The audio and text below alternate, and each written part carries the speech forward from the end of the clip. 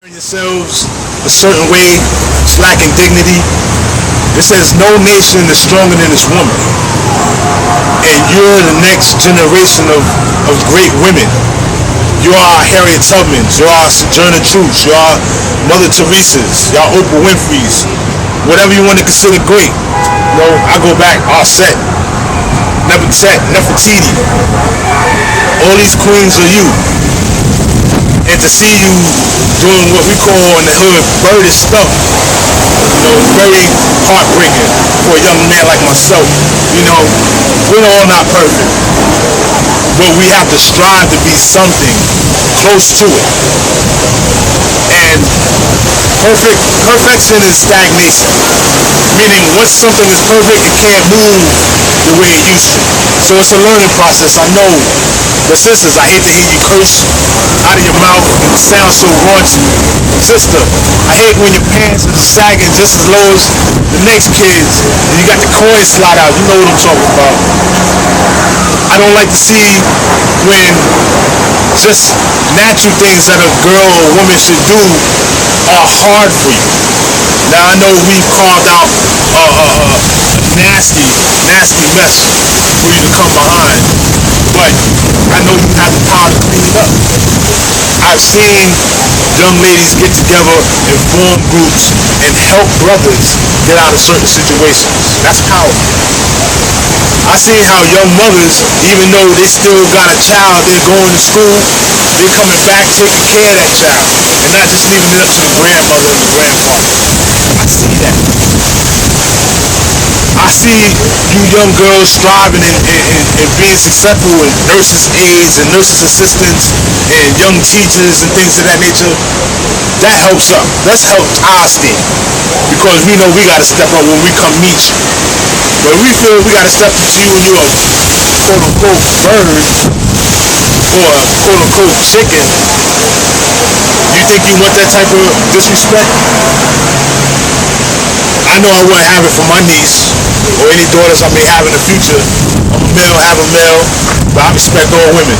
I was taught to be like that, and I teach mine to be like that. And anybody out in the field, I teach them to do the same thing. Respect to save the babies, we have to save the mothers. And young fellas, don't just have anything around you. Demand more from your woman without putting a hand on her, without having to verbally abuse her. Demand more from her. Demand more for yourself to be a man, to be able to stand on that platform and say, look, I want better for you, queen, and I want you to be better. Because when you're better, I'm better. And we can have a better future together. All them love songs you're hearing, that's where it's supposed to be going to. Not about birthday sex and sex in the club. I love that too. That's good for grown folks. But leave it in the club. Leave it for your birthday. Know that we still got to raise a family in the meantime. We still got to be a better people. Peace.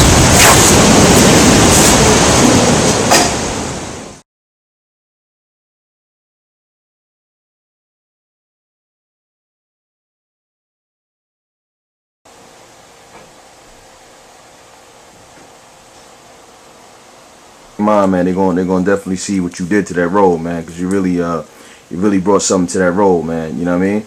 And me creating that character, man, I didn't expect. You know what I mean? It's kind of bugged to see all those characters come to life. You know what I mean? And I can't envision anybody else playing Wild Bill but you. So it was a perfect marriage, man. And like I said, you killed it. You killed it all the way around. Another question, brother. Another question. Since you start talking about that play that you did back in the day, give me some other work that you did in the past or things that you got coming up in the future that we need to look out for.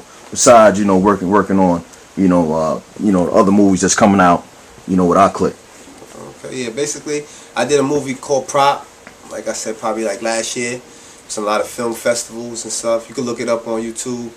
P-R-O-P Prop. You know what I'm saying? You can check it out. It was a short I did, and I did another short called Blink. You know, it was good. It was a different experience, because I was the only black guy in the cast, and for me to get casted, that gave me a boost of confidence. What up? You understand? And I was not playing the drug dealer or the crook or whatever. I had a suit and tie, and I was working in the office with the rest of the people. So I enjoyed that. Shout out to the people that made Blink, and basically I was about to work on a movie with Chris Brown, you know, till all of this happened. You know what I'm saying? I was slated to play. It was a basketball movie. I was slated to play in that movie with Chris Brown, but you know how things went down. But you know, still got to keep pushing, keep moving. You know what I'm saying? Just recently got an agent and stuff like that. But you know, I'm working. I'm just trying to, you know, get seen and just try to get that opportunity to really express my artistic ability. You know what I'm saying? In this acting world. You know what I mean? No doubt. Alright, so you know how crazy your man is, you know what I mean? You know, we got to get to a couple jokes and all that now, and throw jokes in there. Man. You know what I mean? I want to know, right? The director, we all know who the director was, right? Yeah. AKA DA Media, you know what I mean? They got the trucks and they got all the jackets and everything outside and all that, you know what I mean? I want you to tell the people, right?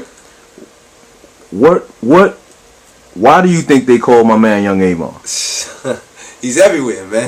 He's everywhere, man. He's up top, he's down top, down bottom on the East Coast, West Coast. He's everywhere, man. You know everybody. You know what I'm saying? So you know what I mean? Like y'all see Avon, you know what it's about. You know me, self-explanatory. You know what I'm saying? He can take away that pain too. Everywhere. You know what I'm saying? I ain't gonna say that on camera. You know what I'm saying? But you know, we know. We know what it's good. We know it's good. Let me ask you another question, bro. Do you understand the words that are coming out of my mouth? Once again, this is my show, What's good, fam? Talk to me. Yo, what's good, homie? Yeah, like I said, this is well, like the man just said, this is Marty Dread's show. Marty Dread's Wisdom Notes of the Week. I'm happy that I can come down and get involved in this project. When the fuck is my film coming out? Gotta get mine. Y'all know the rest. Anyway, man, we're gonna get into Marty Dread's like personal business, man. We want to know like what's your favorite movies, right? So I know I sent this to you a little earlier, and you gave me 2 favorite movies, and you gave me a favorite show. One of your favorite movies is Back to the Future, right? And then you got another one, then you got a show. All right, so let's get into Back to the Future. Why is Back to the Future your favorite movie? What do you like about that movie? Why do you like that? What do you like about that movie? The reason why I like that movie, it was about time. Oh, this is heavy. By going back in time. I mean, it's like I was just here yesterday. We were here yesterday, Marty. You were. When somebody asks you, what would you do if you went back in time, and what would you change? What would you do? That's a good question. What would you do? If I would go back in time right now, if I would go back in time, I would definitely finish high school. I would have definitely got myself into a predicament where I went and took a certain road I took and got myself this struggling that hard and trying to, you know what I mean, still be on the level where I'm at right now. You know what I mean? Plus is, you know, about the actor Michael J. Fox. I like the dude, he's funny dude. You know what I'm saying? And like I said, there's so many technologies that's coming out here at this moment. It's a part of that. You understand what I'm saying? It also is a part of that. So that's why that's my favorite movie. Alright, okay, so now let's get into the next one. You said your second favorite movie is Enemy of the State. Why is Enemy of the State a favorite movie of yours? Once again, the technology and the way. We have reason to believe that Mr. Zavitz may have passed sensitive materials to you. No, he didn't pass me anything. How did you happen to be at Ruby's today? I was shopping for some lingerie. That's still legal, isn't it? For your wife? No, I was picking something up for myself. I do a little cross-dressing on the weekends. That when we be on phones, or we talking house phones, or sometime when we sitting on our Twitters, or you know what I mean, or just on a computer typing, it's all being recorded. It's all being recorded. You understand what I'm saying? So it's basically it's keeping your eye out. So that movie just showing to let you know, even though that may be a fiction, but it's also real, because it could be really happening. Okay. All right. Now, what would happen if the government decided to come after you, Marty Dread? What would you do if the government was chasing you like they were chasing the other guy in your state? What would you do? What was the first thing you do if you knew?